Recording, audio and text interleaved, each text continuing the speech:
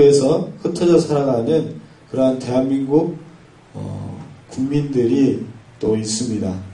그래서 외국에서 살아가는 우리 대한민국 국민들은 특히나 명절이 되면은 명절을 그리워하면서 고향을 그리워하면서 함께 모여서 떡을 떼고 또 이렇게 담화도 나누는 그런 모습들이 뉴스를 통해서 우리가 보기도 하는 것입니다.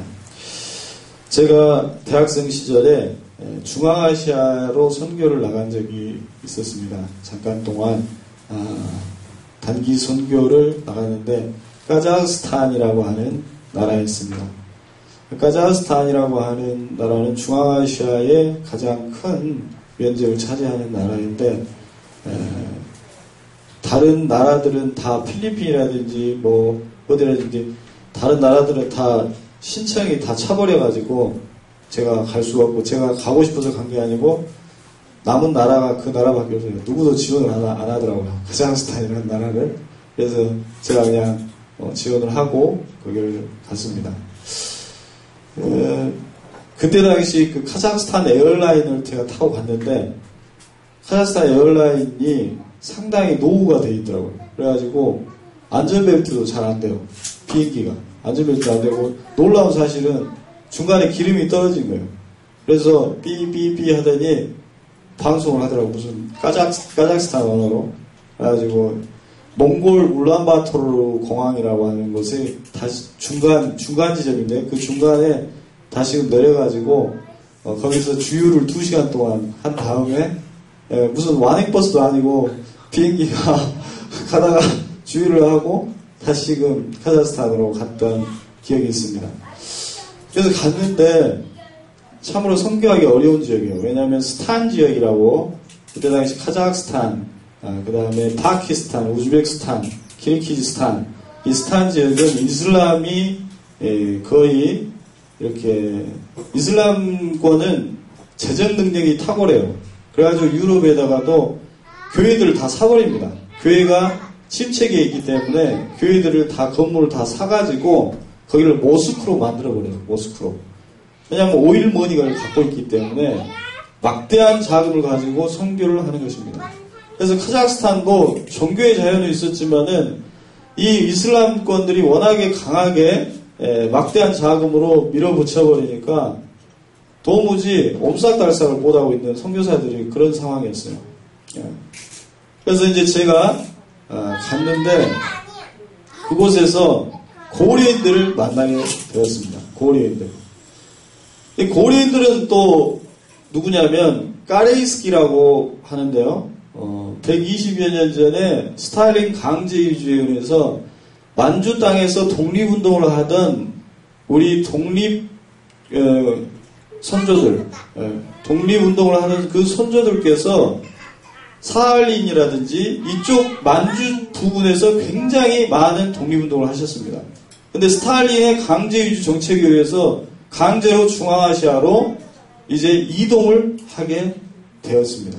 그래서 기차를 타고 옛날 MBC에서 까레이스키라는 드라마가 있었어요. 그 드라마에서 기차를 타고 이동을 하는데 정말로 엄청나게 많은 우리 민족이 그쪽으로 이동을 하게 됩니다. 그곳에서 이제 허허 벌판 땅에서 정착하려고 하는데 언어도 통하지 않죠. 먹을 것도 다 다르죠. 그래서 정말 척박한 땅에서 그 땅에서 삶을 일궈냅니다.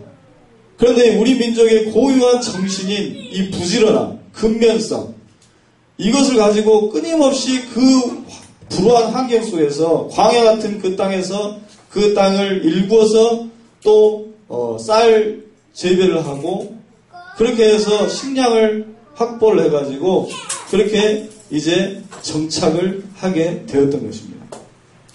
그래서 이분들이 이제 카자흐스탄 같은 경우도 3% 인구의 3% 정도가 30만 명 정도가 지금은 고려인이라고 합니다.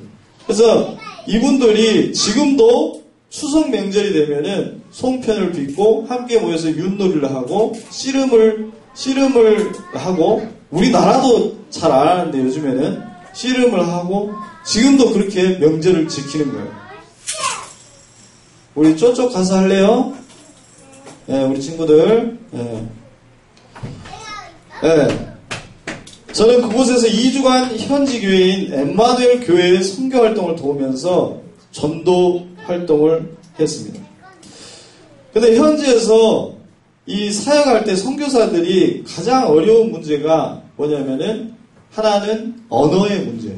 까자거를 또 해야 되고 거기에는 또 러시아 사람들이 많이 사는데 러시아어를 또 해야 되는데 5년 정도 자유롭게 하려면 5년 이상 걸립니다. 그래서 언어의 문제.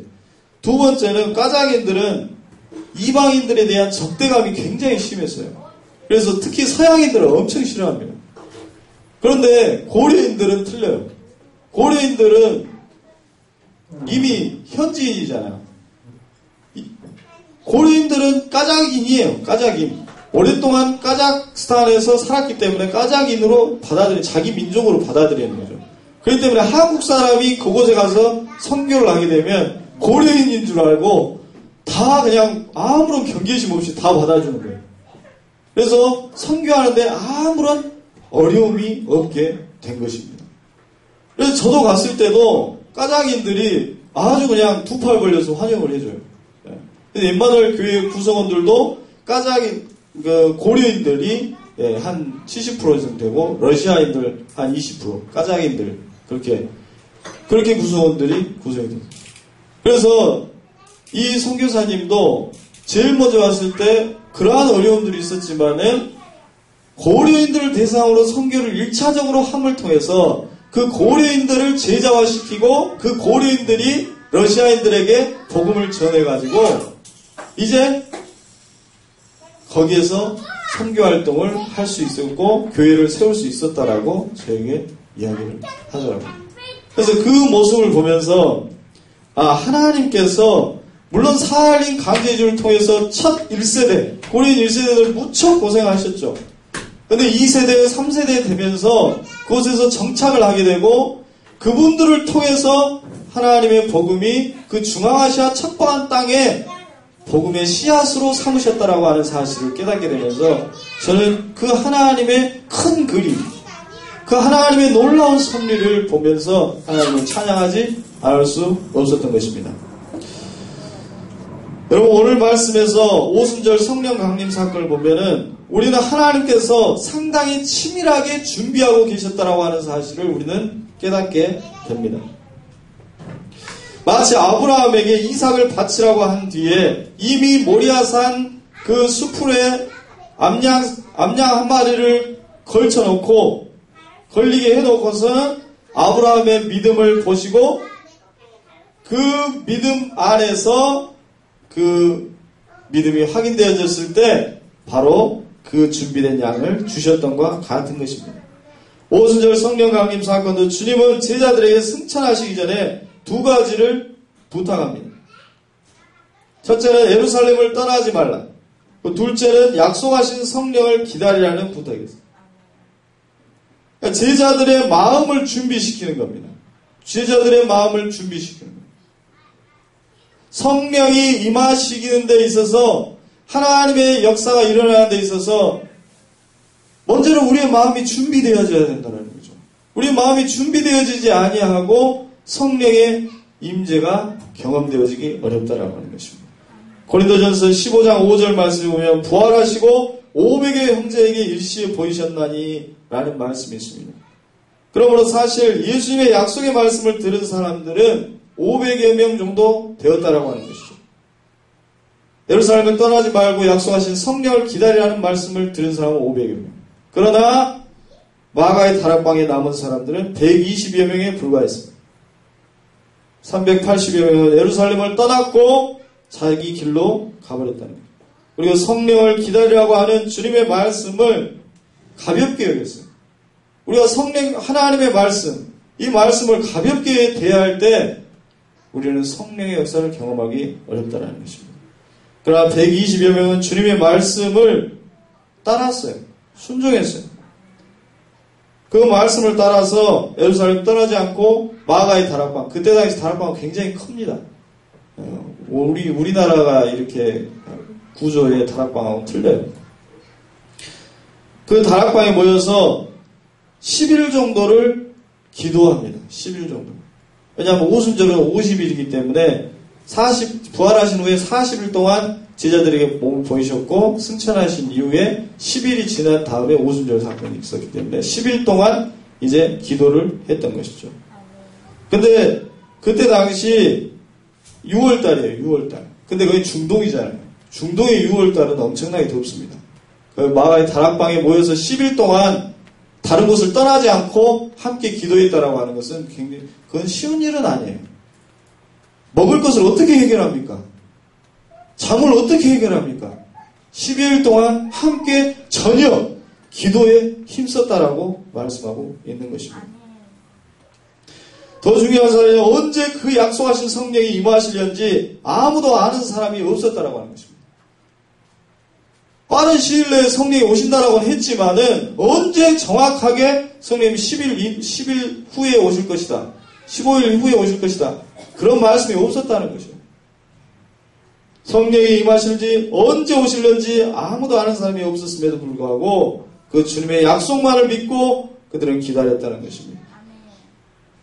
그들에게 주님께서 주신 말씀은 오직 성령이 너에게 임하시면 너희가 권능을 받아 예루살렘과 온 유대와 사마리아 땅끝까지 이르러 내 증인이 되리라고 하는 그 약속의 말씀을 붙잡았던 것입니다. 이와 같이 기다림이라고 하는 것은 순종에 있어서 중요한 역할을 합니다. 주님의 약속의 말씀이 응하는 때를 기다리지 못하는 사람들은 예루살렘을 떠나버린 거예요. 그러나 끝까지 기다린 사람은 약속하신 성령을 경험할 수 있었습니다. 놀랍게도 그 성령은 오순절, 즉 유대의 명절날 임했다라고 하는 것입니다. 유대의 3대 명절은 6월절, 그 다음에 77절, 77절이 오순절이에요. 그 다음에 수장절, 장막절이라고 하는 이 세 가지 명절은 반드시 지킵니다. 아무리 흩어져 있어도 다시금 돌아와서 지켜요. 그래서 이 흩어졌던 유대인들이 다 모이는 그 날을 굳이 정하셔서 성령을 보내셨다고 하는 것입니다. 그 전날도 아니고 그 오순절날, 오순절 그 명절날 하나님께서 성령을 보내셨다고 하는 것입니다. 많은 사람들이 모였어요. 각국에서 모였습니다. 오늘 집사님이 읽으셨듯이 9절 말씀에 보면 바데인, 메데인, 엘라민, 메소포타미아, 유대, 갑바도기아, 본도, 아시아 이 지역이 예루살렘을 중심으로 삥 도는 거예요. 삥 돌아요. 서쪽, 북쪽 차례대로 말합니다. 서쪽, 북쪽, 그 다음에 동쪽, 남쪽. 그 지역이 다 그 지역이에요. 제가 지도가 있으면 보여주고 싶은데 거기 로마도 속해 있는 것이죠. 이 각 지역에서 사람들이 예루살렘으로 모인 겁니다. 근데 그때 성령이 임하셔가지고 성령의 권능으로 말미암아 이 제자들이 권능을 받게 돼요. 말씀의 약속대로. 오직 성령이 너에게 임하시면 권능을 받아요. 실제로. 그래서 난곳방언이라는 것은 듣는 사람들이 태어났던 곳의 방언, 났던 곳의 언어, 그것을 얘기하는 거예요. 그러니까 알아들을 수 없는 언어로 말한 것이 아니라 바로 그 지역, 자신이 이제 흩어져가지고 그 지역에 정착해서, 예를 들어서 우리나라 같으면 고려인들 2세, 3세들이 다시금 한국으로 돌아온 거하고 똑같아요. 명절날. 명절날이 되니까 예루살렘으로 온 거예요. 저기 아프리카에 살다가, 로마에 살다가, 메데, 이들 이라크 지역에 살다가 온 거예요. 근데 그 나라 말로 무엇을 이야기합니까? 무엇을 얘기했다고 합니까? 하나님의 큰 일. 하나님의 큰 일을 나타내 보이셨다. 큰 일을 말하는 것을 자신들이 들은 거예요. 자, 하나님의 큰 일은 무엇일까요? 자, 하나님의 큰 일은 기존의 율법의 내용이 아니라 예수 그리스도의 복음에 관한 것이었어요. 예수 그리스도의 복음에 관한 것이에요. 왜 그걸 우리가 알 수 있냐면 그 일 후에 베드로의 설교를 통해서 알 수가 있는 거예요. 베드로의 설교를 듣고 이 사람들이 제자의 수에 가입했어요. 베드로의 설교의 핵심은 무엇입니까? 예수 그리스도의 십자가의 죽으심과 부활에 대한 복음이었고 그 예수를 통해서 하나님의 구원의 역사가 펼쳐질 것이라고 하는 하나님의 구원의 복음을 선포한 것이었습니다. 근데 그것을 먼저 성령을 받은 이 120문도들이 수십 가지 언어로 난곳 방언으로 그 하나님의 큰 일을 선포하게 하셨다라고 하는 말씀인 것입니다.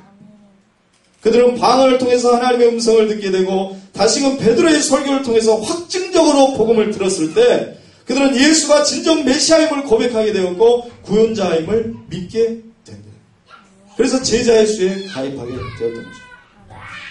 근데 그 3,000명이나 되는 사람들이 예루살렘에 모여 있었던 것이 아니라 다시금 각 곳으로 자신의 집으로 돌아간 것입니다. 다시금 삶의 터전으로 돌아갔어요. 그래서 그 돌아간 그 고향에서 그들은 교회를 세우기 시작했던 것입니다. 평신도들이 교회를 세우기 시작했어요. 그 교회가 어떤 교회입니까? 바로 로마 교회. 대표적인 교회가 로마 교회. 로마 교회는 사도 바울이 전도해서 세운 교회가 아닙니다. 오순절 다락방 사건을 통해서 성령을 경험한 그 사람들이 돌아가서 그곳에서 믿음으로 예수 그리스도를 고백하면서 세운 교회가 바로 로마 교회였던 것입니다. 신약학자들은 로마 교회의 교인 가운데 브리스길라와 아굴라가 있었고 글라우디오 황제 때 유대인들을 추방해요. 그 황제가 유대인들을 핍박하면서 추방해요. 그래서 그 추방에 의해서 고린도전서에 보면은 브리스길라와 아굴라가 고린도로 이제 피신을 가게 되고 그 고린도에서 바울을 만나서 바울의 동역자가 되었다라고 말씀하고 있습니다. 복음은 그와 같이 역동적으로 사방으로 퍼져나가게 돼요. 그리고 동시에 하나님께서 그리시는 그 큰 그림을 이제 보여주시는 것입니다. 복음이라고 하는 것은 철저히 성령의 역사를 통해서 성령께서는 성경의 큰 그림의 밑그림을 먼저 오순절 강림 사건을 통해서 한 번에 나타내 보이신 것입니다. 그리고 그 후에 바울 선교팀을 통해서 한 교회씩 세워나감을 통해서 그 큰 그림을 하나하나 채워 나갔던 것입니다. 그래서 우리가 고백하는 사도행전 1장 8절 오직 성령이 너에게 임하시면 예루살렘과 온 유대와 사마리아 땅까지 이르러 내 증인이 되리라고 하는 말씀은 직선적인 복음 전파를 얘기하는 게 아니에요. 먼저 우리 집 믿고 그 다음에 이쪽 이웃집 믿고 이런 식으로 가는 것이 아니라 바로 하나님께서 한 번에 큰 그림을 그리셔버리는 거예요.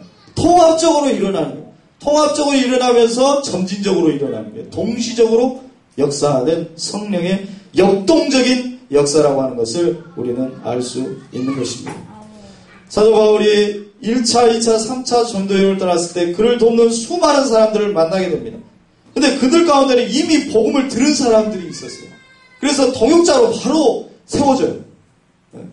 초신자들이 아니라 이미 복음을 들은 사람들, 그리고 하나님을 경외하는 사람들, 이 사람들이 바울의 동역자로 이제 세워지게 되었던 것입니다.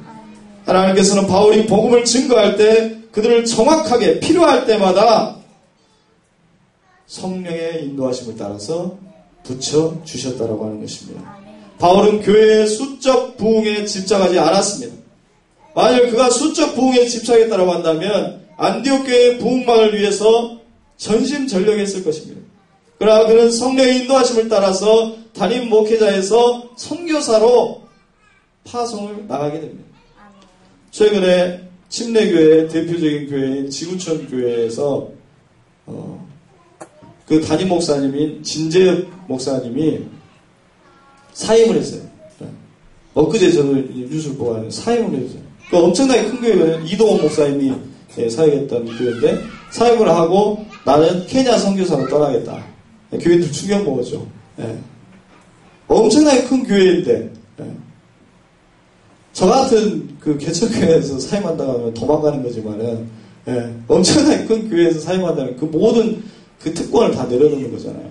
케냐 선교사로 가겠다고 선언을 한 것입니다. 저는 그것이야말로 교회가 교회됨을 잘 보여준 일이라고 생각합니다. 그것이 바로 선교적 교회. 누구라도 어떤 사람이라도 바로 복음 증거를 위해서 나갈 수 있다. 그 선교적 교회를 표방한 것이다. 우리 교단의 부끄러운 명성교회와는 상당히 대입이 되는 모습인 것을 보았습니다. 교회는 반드시 선교적 교회가 되어야 합니다. 그것은 누구도 예외가 될 수 없습니다. 안디옥 교회는 담임 목회자 바울과 바나바를 동시에 선교사로 파송합니다. 담임 목사가 없어져 버려요. 교인들은 그로 인해서 영적 돌봄을 받지 못할 수도 있었습니다. 하지만 교회는 목회자에 의존하는 것이 아니라 성령의 역사하심을 따라 누구든지 복음을 전하는 사람이 되게 돼 있는 것입니다. 바울은 오직 한 영혼을 바라보고 철저히 성령의 인도하심을 따라 복음을 전했을 뿐이었습니다. 바울은 위대한 사도였지만 동시에 성령의 일개 도구에 불과했어요. 그는 그것을 철저히 인지합니다. 나는 성령의 도구일 뿐이다. 성령이 붙들림 바 되지 않으면 자기는 버려지는 바 되는 사람일 뿐이라는 것입니다. 그는 항상 선교하기 전에 기도하고 나갔고, 선교 도중에도 아시아로 가고자 했을 때 성령께서 마게도냐로 와서 우리를 도우라 라고 하는 그 환상을 보여주심에 따라 비두기아로 올라갈 이 바울이 180도 방향을 틀어가지고 마게도냐로 배를 타고 건너갑니다. 오직 한 영혼을 바라보고 그 영혼이 복음을 통해서 주님을 만나기를 원하며 성령의 인도하심을 따라 나아갔던 것입니다. 이와 같이 바울이 그 모든 전도행을 감당할 수 있었던 것은 첫 번째로 성령의 인도하심과 능력 주심을 통해서 감당할 수 있었습니다. 두 번째는 그에게는 기쁨이 있었기 때문에 감당할 수 있었습니다. 그냥 억지로 감당한 것이 아니었어요. 그는 그 10년 가운데 복음 증거에 대한 놀라운 기쁨이 있었습니다. 그에게 있는 기쁨은 예수 그리스도를 통해서 자신과 같은 죄인 중에 죄인, 이 괴수와 같은 사람을 구원해 주셨다라고 하는 그 구원의 기쁨이 있었습니다. 그 기쁨은 그 무엇으로도 빼앗을 수 없는 것이었습니다. 수많은 어려움과 절망의 순간이 있었지만 그는 자신을 구원하신 그리스도의 사랑으로 인해서 그 모든 것을 넉넉히 이기고도 남는다라고 고백합니다. 그러한 기쁨이 있었어요. 그로 인해서 그는 감옥에 들어갔을 때도, 두아디라에 갔을 때 정말로 매를 맞고 돌에 맞아가지고 던져졌을 때도 다시금 일어나서 더 배로 향해서 나아가요. 배가 난파되었을 때도, 배고픔에도 그는 그 안에 있는 기쁨으로 인해서 내가 기뻐하노라 라고 찬양하면서 옥중서신을 통해서도 나는 기뻐하고 기뻐한다. 하나님을 찬양할 수 있었던 것입니다. 세 번째로 그가 전도여행을 감당할 수 있었던 것은 가는 곳마다 성령께서 동역자들을 붙여주셨다고 하는 것입니다. 놀랍게도 바울은 어디를 가든지 동역자를 만나게 돼요. 두아디라에서 디모데를 만나게 되고 또 디도를 만나게 되고 브리스길라와 아굴라를 만나게 되고 소스덴을 만나게 되고 그러한 수많은 동역자들을 만나게 됩니다. 그것은 바울이 인간적인 매력이 있어서가 아니라 바울과 함께 하시는 성령이 그 복음 증거의 필요함에 따라서 거기에 맞는 동역자들을 어디에서건 하나님께서 허락하여 주셨고 복음을 전할 수 있도록 그 환경을 조성해 주신 것입니다. 그러므로 교회가 선교적 그 마인드를 가지고 복음의 열정을 가지고 주님의 말씀에 순종하며 나아갈 때, 그 복음에 합당한 삶을 살아갈 때 하나님께서는 성령을 통하여서 우리에게 필요한 것들을 채워주시는 줄로 믿습니다. 하나님은 복음을 전하는 곳에 분명히 예비하시는 역사를 허락해 주신다는 것입니다. 복음은 인간의 능력과 인간의 생각으로 전할 수 있는 것이 절대로 아닙니다. 복음은 오직 성령의 능력으로 전하게 되어지는 것입니다. 그래서 마가의 다락방에서 120명의 제자들은 성령의 오심만을 기다린 거예요. 성령보다 앞서가는 것은 그 무엇이라도 그것은 인간의 열매이지 성령의 열매가 될 수 없는 것입니다. 성령은 기다림과 하나됨을 통해서 우리에게 오십니다. 기다림을 통해서 오시지만은 그 기다림의 과정 속에서 120여 명이 하나가 되어져요. 하나가. 그 안에는 예수님의 동생들도 있었고 예수님의 어머니도 있었습니다. 사도행전이 말씀하고 있습니다.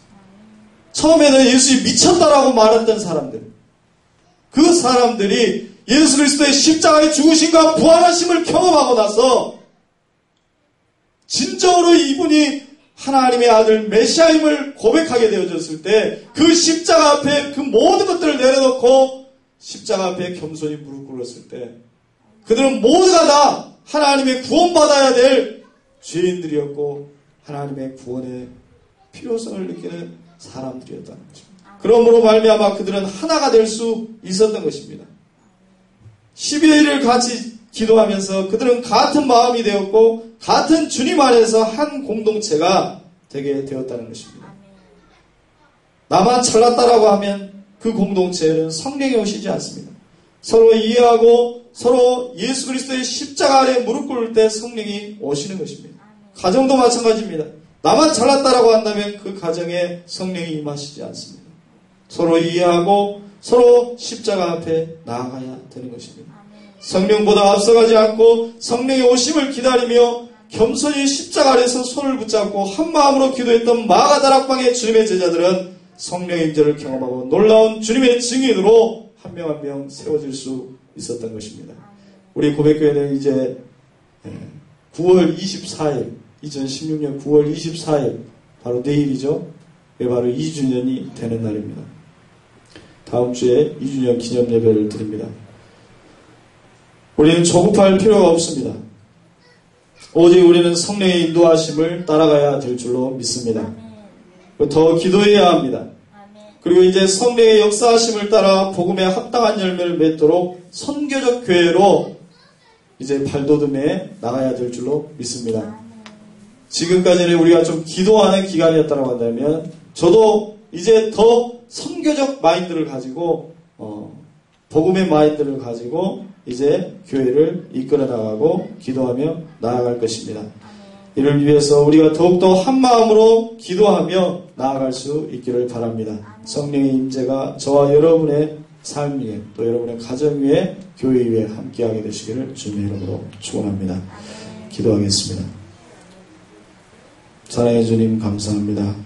오늘 민족 고유의 명절 추석을 맞아서 함께 예배드리게 하시니 감사를 드립니다. 주님, 교회는 성령의 인도하심을 따라 세워지고 성령의 인도하심을 따라 복음의 능력이 나타남을 믿습니다. 우리가 주님의 말씀에 순종하고 한 마음으로 성령을 기다리며 성령의 인도하심을 따라갈 때 주님의 복음의 역사가 우리 이 작은 공동체에도 나타나게 될 줄로 믿습니다. 이제 교회가 세워진 지 2주년을 맞습니다. 주님, 이 교회가 사람의 터 위에 세워지는 것이 아니라 하나님의 터 위에 세워지고 세워져 가며 성령의 역사하심과 인도하심을 따라 성장하게 되어질 수 있도록 주님 인도하여 주시옵소서. 인간의 욕망을 성취하는 것이 아니라 성령의 열매를 맺으며 생명의 복음의 열매를 맺어가는 거룩한 교회로 세워져 나갈 수 있도록 주님 은총을 더하여 주시옵소서. 고백교회에 속한 주님의 백성들 주님 함께하여 주시고 은총을 베풀어 주시옵소서. 명절에 오고 가는 발걸음 주님께서 지켜주시고 가족들과 화목한 시간을 보낼 수 있도록 성령께서 함께 하시고 임재하여 줄 믿사옵고 감사드리며 예수 그리스도의 이름으로 기도드리옵나이다.